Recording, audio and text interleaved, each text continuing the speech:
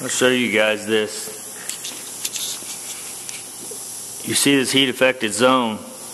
Well, it not only bubbled epoxy around here, but it also heated it up to where it let loose up here, and that's away from the weld. So probably the best thing to do is I should have probably not epoxied the back side of that, just weld through prime the front side, and then put that down, and then come back after the fact, and then before I put that together and epoxy it, because I'm going to end up doing what I did here and taking most of the epoxy back off, and then I'll probably take a brush and brush it back on and shoot my stuff down inside here and try to get that all seamed up real good. But yeah, if you'll notice, that heat affected zone come all the way down here, so I'm going to have to, it's bubbled way down in here. So that's going to let loose. That's you can't trust that to protect your metal. So I'm going to have to grind all that back around and all of this down, and then either reshoot it, which I'm probably not going to set up the gun to reshoot, but I'll just brush it on, or you can roll it on, and it's going to do the same. It's going to have the same effect. I'll scuff all this other stuff if I don't take it all completely off. There's some areas here that look like it stayed on pretty good, but hell, I may end up just taking it all off. I probably will. But yeah, just hindsight on that. When you're welding from the front side, if you've got epoxy on the back, it's going to burn off, and it's also going to get that hot enough to where it starts letting loose in places that, in between welds, because that heat's traveling out, and it's causing it to bubble and blister. So just a little heads up.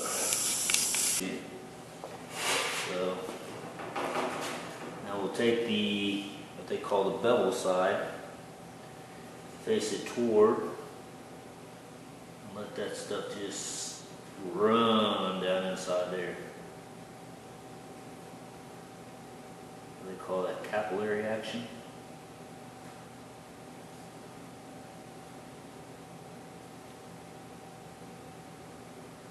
Just kind of let it sit there for a minute, and it'll maybe kind of sink in.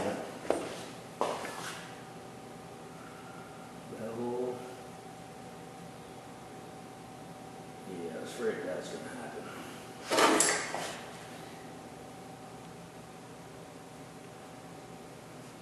Probably need to do the top and then come back and do the bottoms. That way it's not going to sit and run all over the place.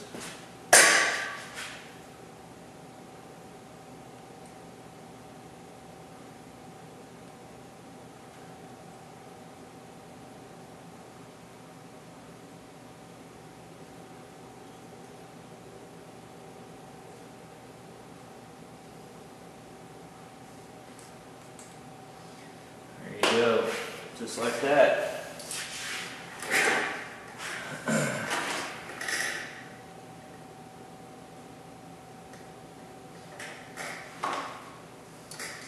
That should work. If I need to go over it again, I can. If not, then we're done. We'll go ahead and put it on and weld it on.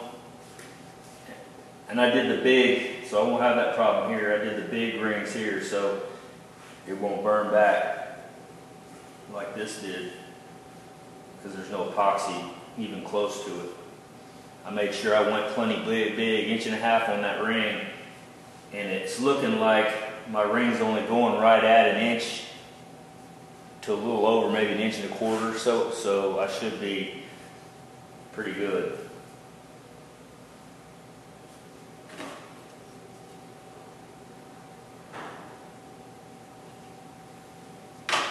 Anyway, that probably wouldn't have been necessary had I not epoxied the back of these, which, my bad, just wasn't thinking about it. Got shooting all this stuff and wasn't thinking, oh, that's going to weld all the way through the back side of that. It did. So that's something another thing I have to consider while I'm doing all this stuff is, okay, how far is that weld going to penetrate, and what's on the back side that's going to burn off. So you guys just keep watching and keep learning from me, because if you're doing anything like this, you're going to go through this. It's going to happen to you.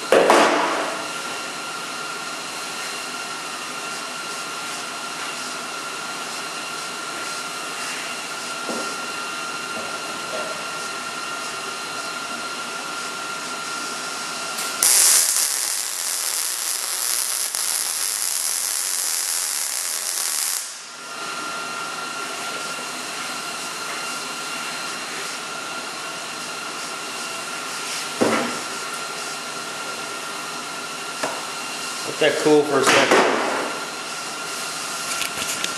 I had to adjust my settings a little bit. This is what I was after. It's really flat. You can see there's no bump at all, really. My first ones was like this in here. It's got a little bit grinding. I just needed it to be just a little bit hotter. This still penetrated and came through the other side, but I really just wanted it to be flat. Just that much less work for you. But yeah, I'm going to jump around a little bit on these. I've got these done, except for this one. And how I'm doing these, and this is just the way I do it because of gravity. I will take this. I start up here at the top, and instead of going in a circle like I'm doing up here, normally I go in a circle. Some people go from the inside out, but I'll actually grab the top of that and work it back and forth as gravity is pulling it down, and then zip it all the way up. That's the way I've been doing these, and you can see they turn out fine. A little fat. Like I said, I should have had this turned up a little higher, like I did that one there, and it would have. I think they would have laid out a little flatter than that. But I don't know if we've got enough light to see. You can see the penetration. It's got a nice little bubble back there, and you can also see that the weld through primer is doing its job, and keeping that epoxy from burning all the pieces like it was. So that's a good thing. Same up there. It's all coming through looking fine. So we'll just keep on keeping on until we get it wrapped up. Then the last thing I'll do is pull these out, all these pins, and just zap those little holes up real quick and grind it all down and move on to the next step. I got all this zipped up. I went ahead and took my little, what I call pins. They're basically bolts, 3/16 bolts. Took them out, and so I'm just gonna, they got one here, got one here, got one here, and then 3 down here.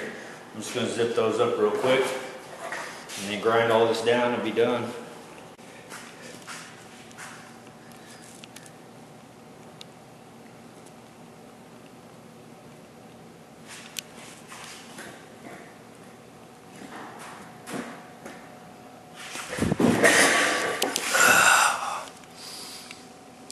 All ground down.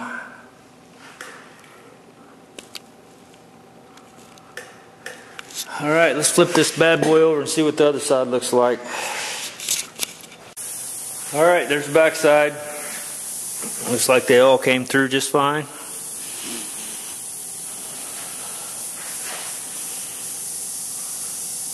I ain't gonna lie, I had to go back on this one. That was the hole that was all the way through, so I had to come back on the other side because it just didn't quite make it through. So, full disclosure, same with that one. All these are looking good. See where they're coming through. A little dimple.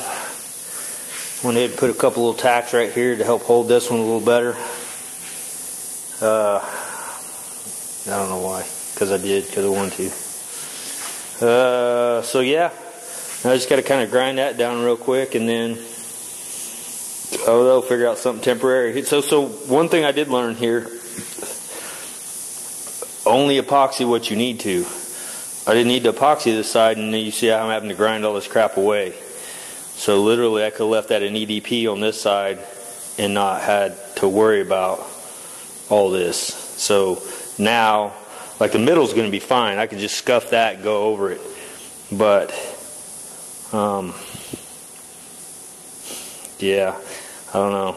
That was not a good idea to do that whole piece. I wasn't thinking when I spray it, and I sprayed the whole thing both sides. I should have just sprayed the inside.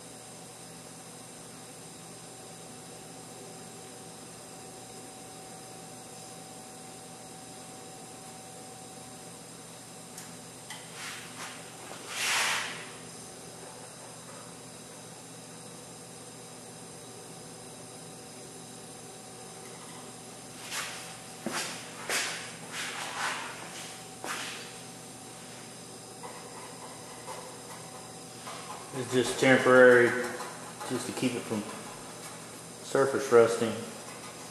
See me globbing this back on here a little bit before I get the rest of this done. Like I said, this will all get blasted and refinished again probably. And that was my mistake, so learn from me. Only do what you have to do as far as protecting the inside, because I'm going to end up having to take that back off more than likely. But it is what it is. So I'll let that sop in there a little bit. I'll probably run another set down through there. Then I'll set it down on the floor and come down through this seam and let it run down underneath there. That way it gets in between those seams real good.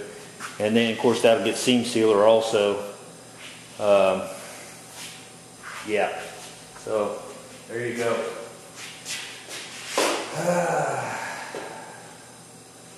That's all she wrote for today. It's time to go in the house, get something to eat.